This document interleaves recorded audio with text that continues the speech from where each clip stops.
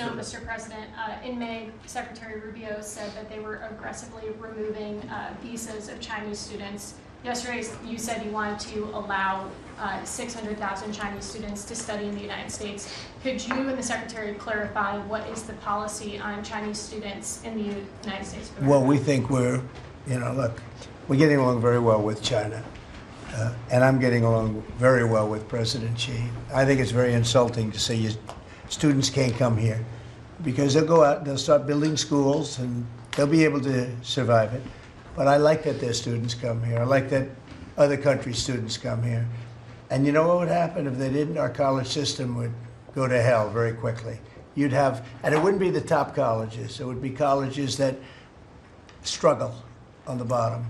And you take out 300,000 or 600,000 students out of the system. I like having, and I told this to President Xi, that we're honored to have their students here. Now, with that, we check and we're careful and we see who's there, and Marco wants that. We're in the same position. But we have a tremendous college system, the best in the world, nobody even close. That's why China sends them here.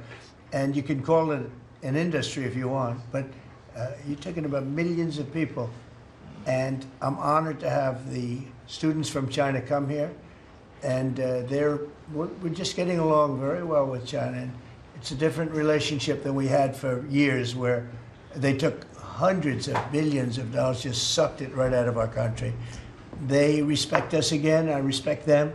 The relationship is very good. I think it's important that these are two very major powers, nuclear powers at that, but two very important powers. You know, when I get along with Putin, when I get along with President Xi, when I get along with these people, that's a good thing, not a bad thing. We're tough and we're smart and we're strong. We get along. It's a lot better than not getting along. You had somebody in here before. The war should have never started with Ukraine and Russia. It would have never started. And Putin said that himself. President Putin said that himself.